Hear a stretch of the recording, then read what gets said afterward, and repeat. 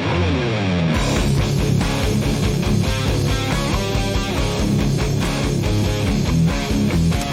contractor's journey to self-mastery requires discipline, integrity, and respect. Welcome to Hammer and Grind.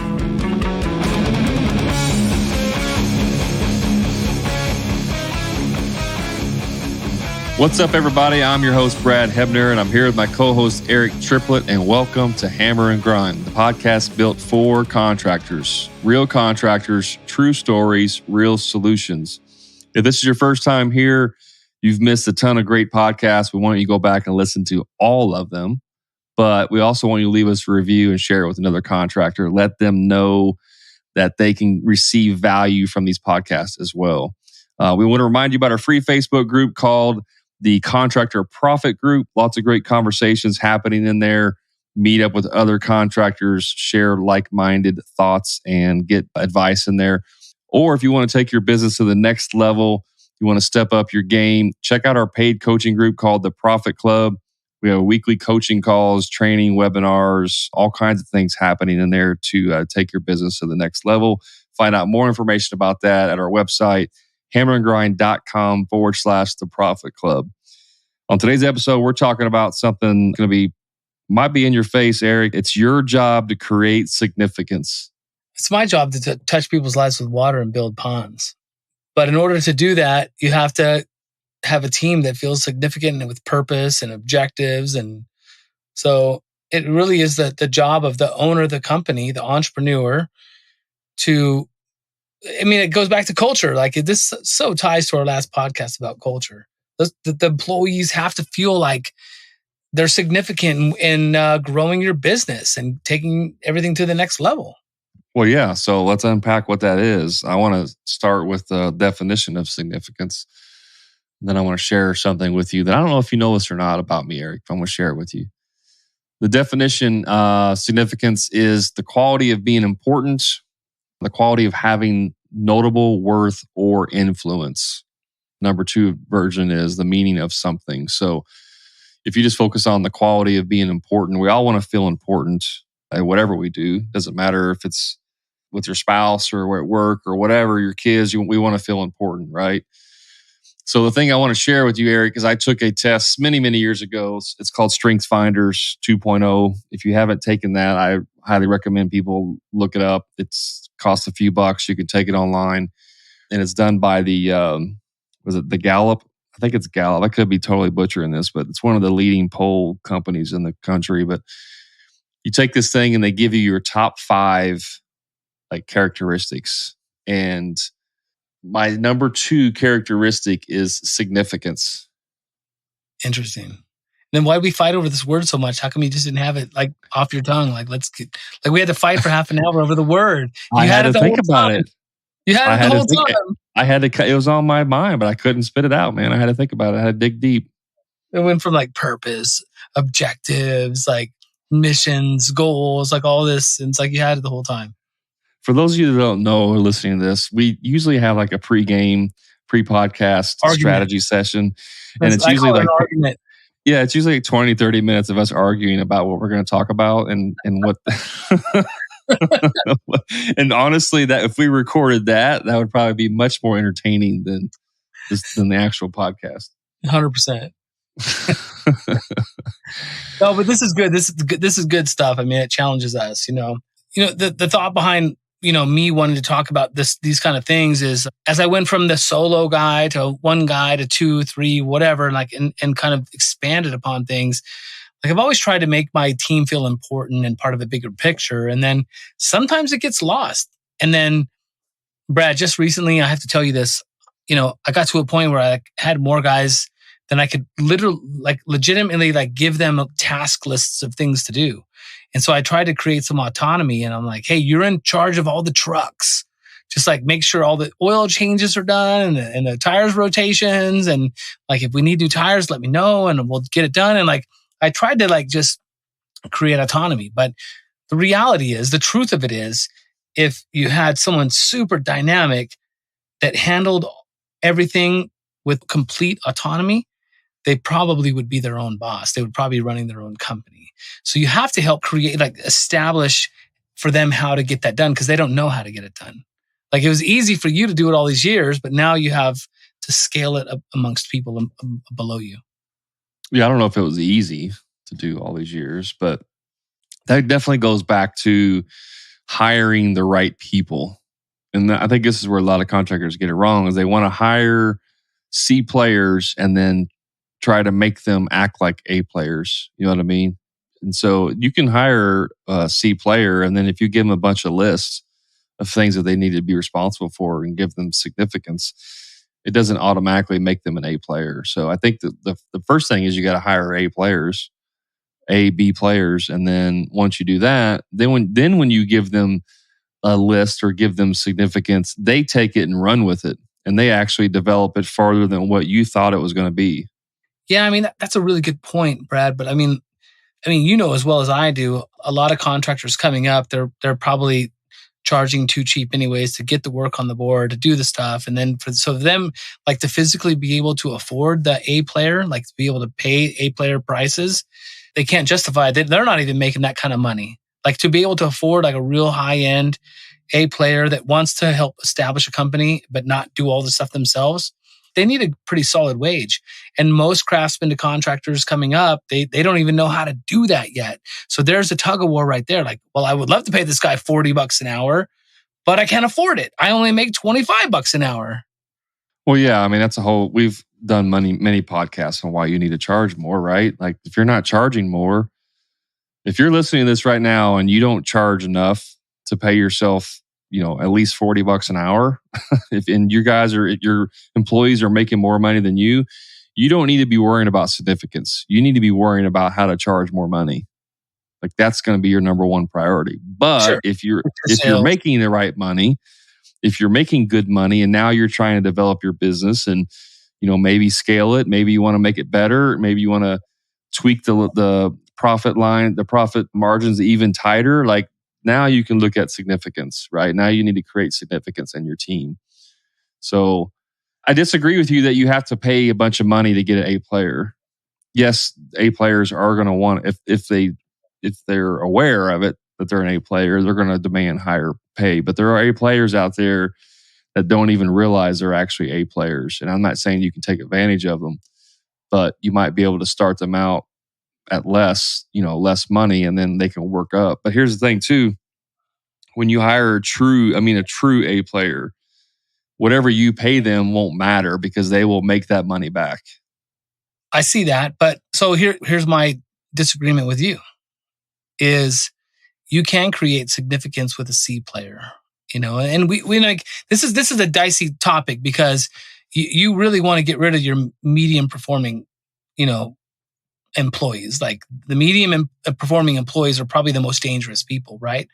But you can take someone who's a C player, who's like not super sharp. You can't give them too many tasks at once. And like, you're like, hey, let me help create significance. You're going to be in charge of this, like, and whatever it is, like, you're the water boy, like, bring waters for the team every hour. Like, you can create significance by helping them understand, like, this is some tasks that you need to do. Now, the A player might be able to handle a heavy burden of tasks and responsibilities and holding them accountable, where the C players, there's only a couple things. But like, you can create significance scalable through the different levels of A, B, C, A plus players. Sure. And let me clarify one thing here. Obviously, it depends on what position you're hiring for, right? I mean, if you're hiring for somebody who's all they're going to do is dig holes in the ground with the shovel, like, that doesn't necessarily have to be an A player position. So that's not what I'm talking about. I'm talking about your key positions that are going to help, like you said, scale your business or make your job easier.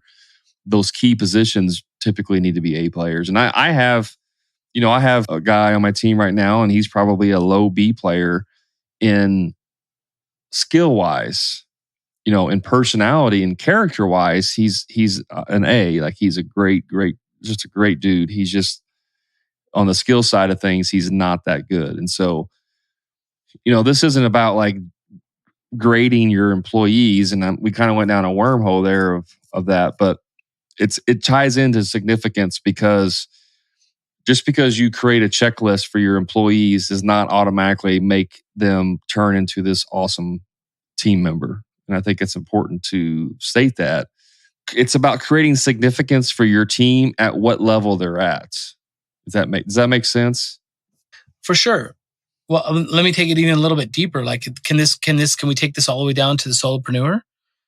Like, can you create like a checklist? Let's just say a checklist, to-do list, goals, objectives, however we want to outline that. But if I have a goal and I outline it and go like, hey, these are the steps I need to take to do these things. And then you lay your head on the pillow, that, you're making significant, you have significance in creating certain things, whatever that is. Like, your day is going to be significant tomorrow because these are the things I want to get done. These are the critical tasks I want to do. Like, it can go all the way down to the solopreneur, but then, we're really trying to create, I think my goal for the podcast is to like, how can we create significance to our employee purpose, objectives, culture, all that stuff tied into one. Yeah, absolutely. The underlying issue here is that you just want to talk about how you found Asana and now you love it. And then now you're using it to create checklists. Like, that's what you want to talk about. So let's just do that. Well, we're not officially sponsored by Asana. I didn't want to say that. Well, whatever, like, dude, it could be a piece of paper. I don't care. It could be a journal. It could be Asana. It could be Trello. Like, personally, I'm infatuated with Asana right now. I really am. Can I just tell you how much that pisses me off? Yeah, I want to hear it. I've been waiting for it. I want to hear it. I've been saving it for the podcast. Yeah, lay it out. Just how long have I been trying to get you to use Asana? Like, literally, how long? What time is it? Because I want to track it to the minute, like forever. Like about 6 months, I would probably. Well, maybe not that long. Maybe 4 months. No, that's all good. This is not about what type of software you use to keep your thoughts organized. Really, we're talking about significance. And and this was kind of by accident, Eric. You discovered some significance in your team through you happen to use a software which allowed you to gather your thoughts and gather all of the task for your team. And because of that, the side effect is that it ended up creating significance in what they're doing. Now, all of a sudden, it's not just, hey, you show up in the morning and, Eric comes out and tells you what to do for the day. It's now we know what we're going to do ahead of time. Did I get that wrong, or is that kind of the gist? You outlined it pretty well. You did. So I would love to just tell you how you've made it an amazing impact on what I'm doing right now. Would you like to hear that? So you're saying that I've created significance in what you're doing? Yes. No, I'm not bullshitting. Yeah. I know. I'm teasing a little bit. I want to hear it. Let's hear it. This is what's interesting. So, you and I, you're like, hey, I systematize everything. It's on a system where I take a poop and freaking how much water squirts up my butt with a bidet. Like, you have it all. Systematizing my poop. I love systematizing my poop. Yeah. Right. No, that's how you are. So like, when we started the hammer and grind movement, like, how can we help people? How can we help contractors, get better? You're like, we're going to systematize everything. We're going to use Asana and it's going to tell you when you need to do this. And I'm just like, oh God, Brad, really? Come on. Like, and so, I've looked at it a little bit. And then, so I don't know what the trigger point was for me, but I like picked up Asana. I was like, let me see how I can use it in my business. This is how it went, Brad. I was like, I need to learn this a little bit so I can be effective in what we do with hammer and grind. Right. So I like implemented, I'm like, how can I use this in my day-to-day? So it becomes more integral in the way I do things. And so I started doing a couple of projects. I did a goal, and then I like grabbed my supervisor. I'm like, hey, I'm going to open up Asana real quick. Like, I'm going to get you set up and I'm going to start brain dumping here. And he was like, okay, this is cool. And I was like, hey, he likes it. Like, this makes him feel significant. He has like some purpose and objective. Like he knows what he needs to do tomorrow, and I don't even have to talk to him. So I went to one of my crew chiefs and I got him on it, and then another crew chief, and then my office manager, and then I made my wife do it. And then like, dude, it freaking snowballed from there. And then like the guys underneath all these people heard us talking about Asana, and they're like, what's Asana? I want Asana. And I'm like, well, let's get you set up on an email and we'll get you on. And like, now it's like everyone's pumped about it. It's crazy. Well, man, now I wish we had an affiliate or something with them, because we probably just sold a bunch of subscriptions to it.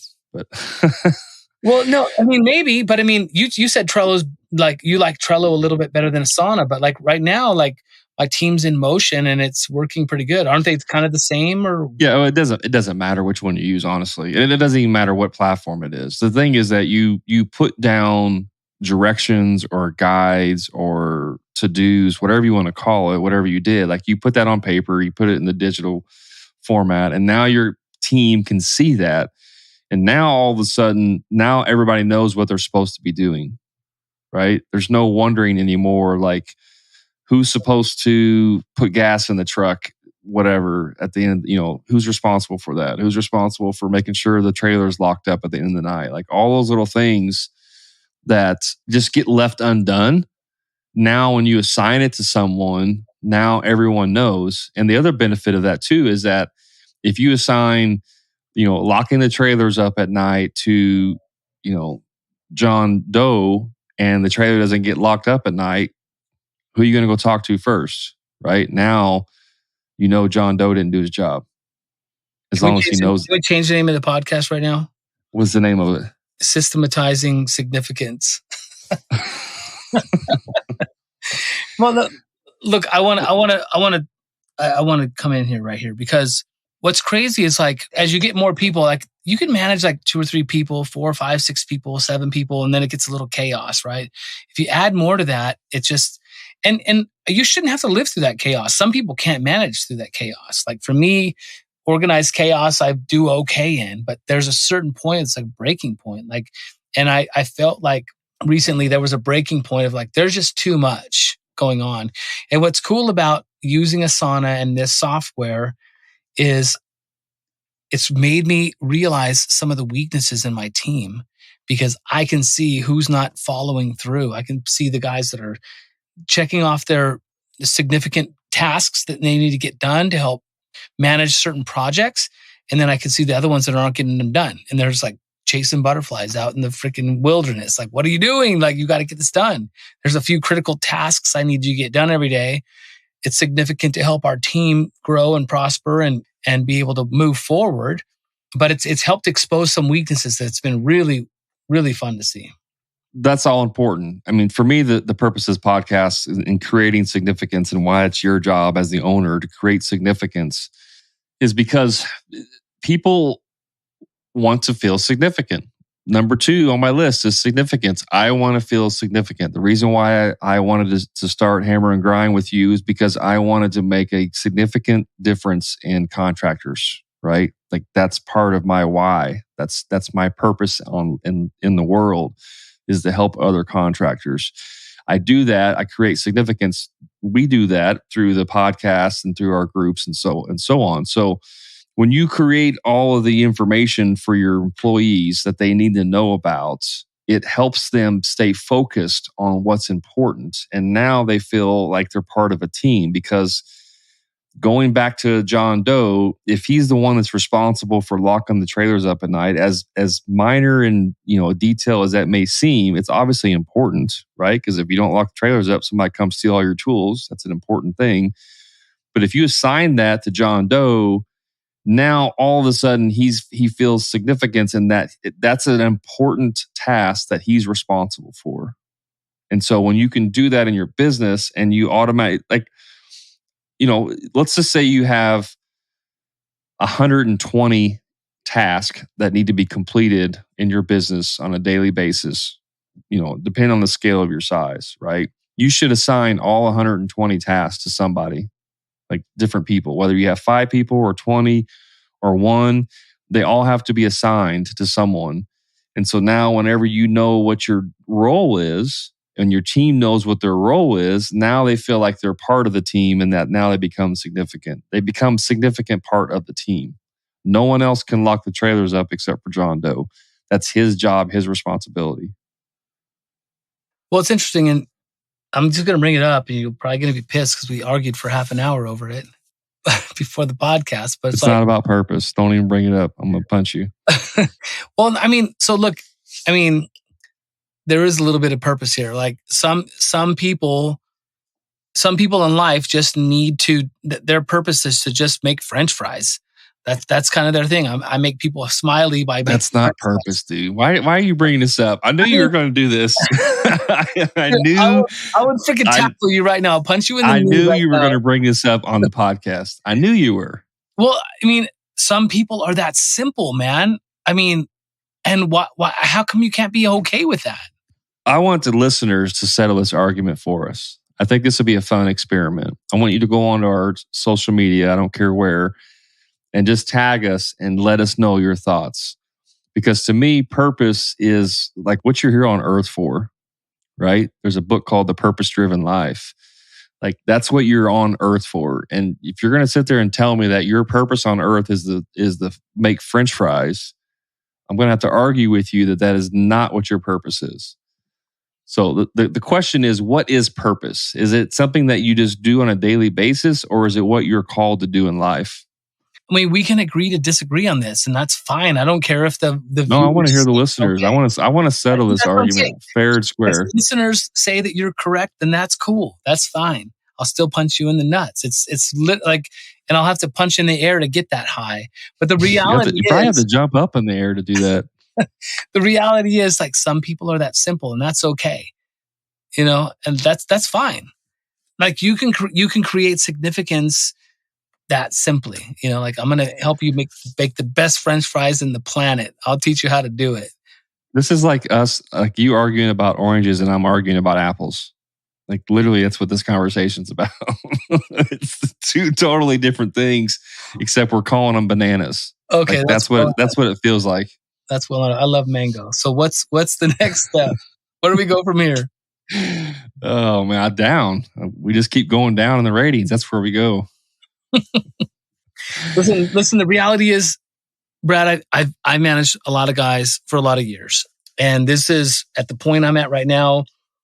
I have the most team members, guys and girls, that I've ever had, and then I started on the upper level people on my team. And I started to like slowly distribute projects and goals and responsibilities through this organized platform. You choose whatever you want. Currently, I'm using Asana. No, we're not officially sponsored by Asana, but to see everyone else, like I could literally watch everyone below, like, what are you guys talking about? Wow, you guys are so excited about that. And you're like, you guys are working on something. It seems like what you're doing is significant. I want to be involved. And so I literally watched it happen. It wasn't like I had one or two guys and then all of a sudden it's done. It's like I had enough people to literally watch this. Everyone wanted to be involved.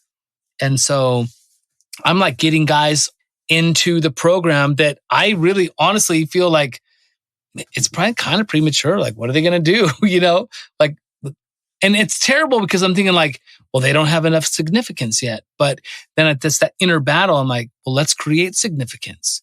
Like, how can I add them to Asana and make them a significant part of the team and grow? Like it was a really aha moment for me. Well, I think it's awesome. I mean, I'm glad that you started using that and implementing it. I mean, I don't use that mainly because the software that I use for my business has that built in, like task and stuff. It's not quite the same, but I think part of that too, though, is that because you started doing this, it's new, and newness is always attractive, right? The fresh new smell of your car is always attractive. So I would be interested to know in 6 months if you guys are still using it and how it's working out. Okay, cool. What are we at? October 28th right now? Let's revisit this. I'll put a note in my calendar. I'll put a note in Asana right now to remind me.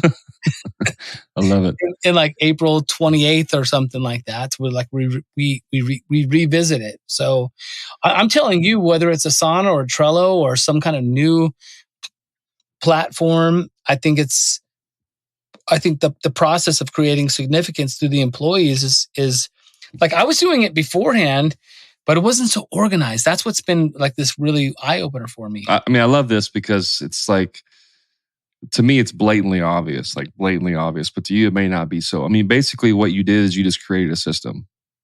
Yeah. You created this. That don't mean you didn't create Asana, but you created a system in your business to organize your tasks for your team.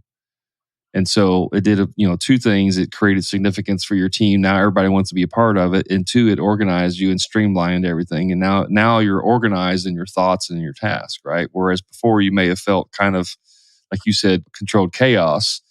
Now it's more like, it's not controlled chaos, it's controlled actions, basically. Right. I had a system before. The system was controlled chaos, and some people can't handle that. Like I literally... be realistic. That's not a system. That's literally how most contractors. It is a system. I'm saying it's not effective. That's not even really a system. You're right. That works. It's not a system that works. Right. It is a system. It is a system, right? It's just like you have a brand. Anyone listening to this, you have a brand, you have culture, you have that. You have it no matter what, whether it's like where you want it to be or not. So I had a system and it worked for a little bit, and then it just became, instead of controlled chaos, it became just fucking chaos. Like, oh my God, it's just too much to handle. And then the problem with that it's like, I got to handle something, but you're like, it's too much chaos. I don't even think I can handle it right now. I think I'll just go play with my fish room and trim on a bonsai and drink a beer, and I don't want to handle it right now. It's like you literally walk away from it because it's so much chaos until you're in that mental position to be like, okay, I can handle all these balls in the air. I can handle all the glass balls. I'm going to go in again. So it creates a little bit of stability in that handling chaos. Well, this is interesting. I know we've kind of mixed in systems and stuff into this podcast, but I want to go back to significance. So what do most contractors do? The ones that I've run across and talked to and seen on different groups and stuff, most of us will... It doesn't matter what you do. It doesn't matter what your trade is. If you have employees and you're going out to the job, whether you have a foreman, a lead guy, a project manager, or it's you, it really doesn't matter. What most companies do is they get to the job and they have a little tailgate meeting where it's like, okay, Eric, this is what we're doing today. We're going to do this, and this, right? Mm-hmm. And then it's okay, ready, break, and then they go to work. And then they get it back here, and it's like, okay, let's see here. Let's see, John, you're gonna go ahead and dig the hose, and Tim, you're gonna get the supplies out. And it's like just on the fly, they're just like assigning tasks to people of stuff that needs to be done. You know what I'm saying? This is what I see happening in most businesses. Okay. Would you agree or disagree with that? I agree to a level, but sometimes that's still effective. It can still be effective. Depends on the project. Well, it can be effective, but it doesn't allow for replacement of whoever's in charge. True. Because you're not creating a system to be able to handle that, right? But when you do it that way, this is where it doesn't create significance, because now it's no longer, John Doe's responsible for the trailer lock. It's just whoever is standing by the trailer locks it up. And so there's really the significance at that point is just, I show up every day and I work 8 hours and then I go home. I put food on the table for my family, and, that's great and all. And so it kind of leaves a void, if you will, in your employees. And this is why it's important to actually outline the responsibilities and what their task and like how critical that task is. Again, I'm using the trailer lock. It's a simple, just popped in my head, but it's important. That's an important task that someone needs to do. In my business, if I'm around, I check and make sure the lock's on the trailer. But if I'm not there, I always tell whoever's there, hey, make sure you lock the trailer up. You know what I mean? So it's, instead of saying, this guy is responsible for it every day, it creates confusion as well in what's happening on the job site, because no one knows. I thought Tim was going to lock the trailer. No, I thought you were going to lock the trailer. So it helps you organize your team, but it also creates the significance of where they feel like they're part of the team because now they've been assigned tasks that they're responsible for. Sure. Here's where I've really seen it a lot, Brad, and I think you're going to like this. But so I've almost created boards in Asana for each team member, or I've created a board and assigned multiple team members to these boards. And the example would be like, I have a supervisor. Currently, I'm the manager. I have a supervisor, then I have crews underneath me, right? In a perfect world, I hire a manager to replace me in that position that handles the supervision. And then, so like there's still like the chain of command, right? But underneath all that stuff, I've created a board like fleet management. Okay. We have 5 trucks and 4 trailers and 3 machines and a couple of golf carts for the ranch. And so like fleet management it's really, really important to our crew. Like if one of my trucks goes down, it could really affect like the overall performance of the company and the profitability and all that stuff, right? So I'm like, okay, I delegate this board, let's say, and everyone's involved because I got 5 guys driving trucks, right? And 5 other guys are driving different vehicles and machines. So if you have a problem with a machine, you can go to Asana and go into the fleet management and say, hey, we have a problem with the excavator. Hey, we have a problem with we need an oil change on Ranger 1, 2, or 3 or whatever, right? So those things can be dumped in there. Before it was like, they'd come to me and go like, hey, we need new tires on the truck. And I'm like, okay, well, I didn't know where to put it. I'm just like holding it in my brain. But now it's like it's dumped there. And now I've made someone responsible for that. And it's there. It's like it's a significant deal for you to manage this. And then we can put due dates and all that stuff. This is no surprise to you, but so some of the viewers that are or audience that are listening, they don't know that. So like we can go, hey, I need tires on this truck within the next 2 weeks, or brakes are starting to squeak. I got a week before I got to do them. And you can kind of throw that in there. And so now someone is responsible for that. It's a significant deal. Like, and they feel like, hey, I manage all the vehicles for this company. Like if I don't come to work, like the company could be crippled because of everything I do is so significant. And so that would be a really important factor. And then I've got this project and this goal and that goal, and everyone's assigned to those things. And I've seen such an amazing transformation between some of my team. And we will have this meeting in 6 months. And whatever platform I'm using at the time, I don't know, but this is a big deal for me. I just have one question for you, Eric. Only one? Just one. I doubt it.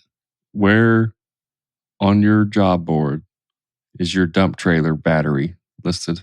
I've had some significant troubles with my dump trailer. I've created a dump trailer board, and I got in an argument with one of the guys who's responsible for managing it today, because it's like, look, dude, I don't even believe in ADHD, but you probably have it because you won't listen, So like I had to get him back on task, but the battery was acting weird today. But it only acted weird on a week ago today on that other podcast we did. And then it was fine all week, and then it acted up today. Only the beautiful thing was it was at 1:00 instead of like 5:30 last time. But is it on your board though? Yeah. Okay. Yeah. Just checking. It's part of the fleet. There's a dump trailer on there.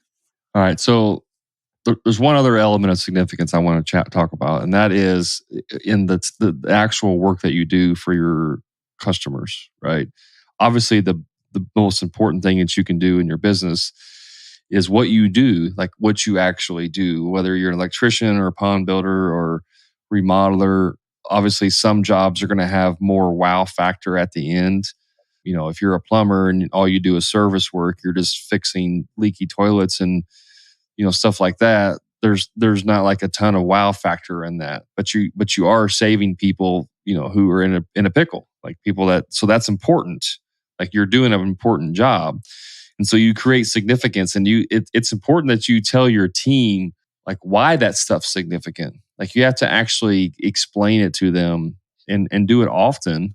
Like we talked about in our other podcast, where you have to promote that why what you're doing is significant often, because we can get lost in the daily rat race of what we're doing and not think about, really I just, all I did was replace a faucet, for this elderly lady, but it's been leaking for a year and she never got anybody to do it. And now you fixed it. And that is something that she's been stressed out about. Like that's, you created significance on that job for that customer. So I think it's important that we're on a regular basis telling our team about what we do and why it's significant, how it impacts people's lives.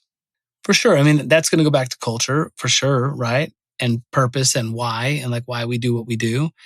And let's face it, not all businesses are that way. Some businesses are just like, hey, we wash windows, we make money, and we put money in the bank, and we're building towards retirement. Some people just do that. I imagine that most of our audience are a little bit deeper than that. They are craftsmen and they're blue collar workers that love to do that work and stuff. So for me, the significance is a whole lot easier. And I am able to share those kind of moments with my team members. I mean, on the project we're working on right now on my team, we just ripped out a pond that probably cost the client, I would say, close to $15,000 or $18,000. The pond was literally less than 12 months. And we ripped the pond out. It's beautiful, but like the homeowner fell in love with the pond so much they didn't realize it. And now they're like, they want more. And so we ripped out an $18,000 project. I'm speculating, probably that. And now we're putting in a $50,000 project. And so the significance to my team is like, hey, these people love their fish. You know, we have their fish in holding tanks and we're testing the water 3 times a day. So it's like, hey, these things are significant. These are pets. They're like family members. And so I am so blessed and so grateful that I'm in a position where I'm able to show the significance of our work and our craft to my team, and they really get it. They're like, "Hey, I want to test the water this morning." I'm like, "Okay, cool, go test the water." You know, "Hey, we're gonna make the pond deeper because it makes the homeowner happy." And so that significance is really apparent in my craft and trade, and I'm just so thankful for that. Do you have someone assigned to testing the water? Is that on your Trello or your Asana board? No. So here's the thing. I mean, here's one of the things I am struggling with because I have handled control chaos for so long. Like there's a certain point, it's like, you don't need to write this down, bro. You're going to go to the bathroom, you're going to wipe your ass and you're going to go back to work. Like you don't need to write that in Trello. Like each morning, it's like, we are going to test for the water, you know? And a lot of my staff and team, they're all versatile. So like, one guy who's really good with a tile saw and cutting rock and stuff, he's already setting up that table. Another guy who's like part of my service management team and water quality management, I have maybe 2 or 3 guys. I'm like, hey, Josh, you want to check the water? Or, you know, the crew chief is responsible for that. So, I mean, I'm not that experienced in it yet. And I don't know if I want to go to that great detail. It's more like managing those little things that always fall through the crack is where I'm at first. And then maybe I'll go deeper. Yeah, but don't you think it's important, though, that someone is assigned to that task? Because then, again, Chris thought Tim was going to do it, and Tim thought John was going to do it, and so on, and no one actually tests the water. True. I mean, there's definitely room for error. Yeah, I mean, to me, that seems like a very important thing that needs to be done, right? Because it's your customer, your client's fish. Like, that needs to be done. And so, I mean, ultimately, it's your lead's responsibility. But, you know, for me, I would want to be like, okay, Eric, today you're going to be I want you to check the water every 3 hours, right? Like put it on your watch, put a freaking timer on your watch or your phone or whatever, and check it every 3 hours. I mean, we have gone to that degree, like, hey, set timers and stuff. But so it's interesting. And this is going to go back to culture, Brad, like we talked about. Like my whole team knows how important those fish are. Like this job wouldn't even be happening if it wasn't for those fish. And so like everyone shows up in the morning, they're like, hey, who's going to test the fish? Like I've created that kind of impact with the team and significance. Like this is how significant this is, right? So I'm not arguing with the fact that maybe we should have an alarm or have a Trello or Asana notification, but like the culture is so strong there that I don't have to like micromanage that part of it. And that's what I don't want, because if you start to micromanage every single step you take, then there's a balance between becoming unproductive and just like marking down every single thing you do, you know? Well, I'm not talking about micromanaging everything they do, but I'm saying giving them responsibility, creating the significance. If he's the water dude, then that's his responsibility on every job that he's on. That's his responsibility. And so you just put that in your job board of, Tim, this is your responsibilities. You're supposed to help get tools out in the morning. You're supposed to help dig the holes and move rocks. And you're supposed to test the water 3 times a day. Like that's your responsibility. Here becomes the balance, Brad. So like one of my guys right now, his phone's broken. He's like, I'll get one in a couple weeks. And like we're literally clocking him in on job every day for the next couple weeks. It's just like the phone's not that important to him, right? I have another employee that he literally puts his phone down and, you know, in the truck and he comes to work. Like he really sets the phone down, pins his ears back, and like he relies on the crew chief to really direct and push, right? So, there's portions of my team that are like that, and that's okay, So not everyone has the ability to do that. So those kind of guys, it's like they rely on the quarterback, the crew chief, to be able to go, hey, get the tile saw out and start cutting, or hey, stop cutting, leave the tile saw set up in case we have to cut more later, but I need you to move this direction now. So there is a little bit of autonomy that goes without micromanaging. And I don't know, call micromanaging is such a terrible word, but it's like micro-stepping every single thing. No, I get it. I mean, every job's different too. So not every job you got to test waters on and all that stuff. Right, so, that's for sure.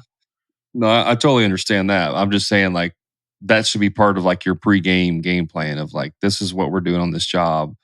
And maybe it's per job that stuff gets assigned.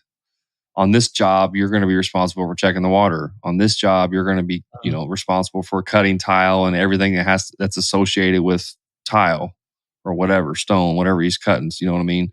Yeah. So obviously there's different ways of doing it. And, it went down a little bit of a rabbit hole there too. But I just think that whenever people know their jobs and what their responsibilities are every day, that helps to create that significance that will help your team work together. Yeah. I mean, it's like when you're checking, like, okay, so first of all, we've talked about this before about accountability and goal setting and things like that. Like if I tell you, hey, Brad, I'm going to get this done by such and such time, then, I'm more likely to get it done. But if I tell you I'm going to get something done and then I write it down, then I'm even more likely to get it done. And so like that goes without saying with everything. So if like we have a team meeting and we go, hey, this is the goal. This is how we're going to manage our fleet. And let's write the stuff down. Let's create checklists and let's set due dates. It's more likely to become accomplished when you're doing those kind of things. And that creates significance, right? And so the more people you get, the harder it is. And that's why Asana's been really cool for me, because now I have the ability to manage a lot of people at once and not have it all in my brain going psycho. Yeah, absolutely. Well, I think that's about it, Eric. I don't think there's anything else we can talk about on that. Remember, all the listeners, you got to go on and vote and tell us what the purpose is. Who's right, Eric or me? And also remember, on April 28th, 2022, we're going to be doing a podcast that week, and we're going to be finding out like what platforms, how we're creating significance and all that stuff in our companies, right? We're going to get it done, right? We're not going to talk about significance. We're literally just going to find out if you're still using it or not. It'll be like it's going to be about you. It's going to be like a 5-minute podcast. Like, nope, I'm not using it anymore. I don't do that anymore. Or like, yeah, bro, I'm using this app instead. I'm using the Hammer and Grind app now. Oh, you let the cat out of the bag. Oh, shit. Thank you so much for paying attention to us tonight. This podcast means a lot to us. We hope that it means as much as it does to you as it does to us. We really enjoy pushing out this particular content. We love getting feedback from people. We love creating an impact in people's lives and making the world a better place through contractors having better ways of getting things done and creating wonderful experiences for people. So listen, we know this is hard. We know we've been in the grind, we've been in the hammering, we've been all that stuff for many, many years. And so if you need some help, we want you to reach out to us. It creates significance for us when we help you. So reach on out to us. And until next time, we'll catch you on the next episode.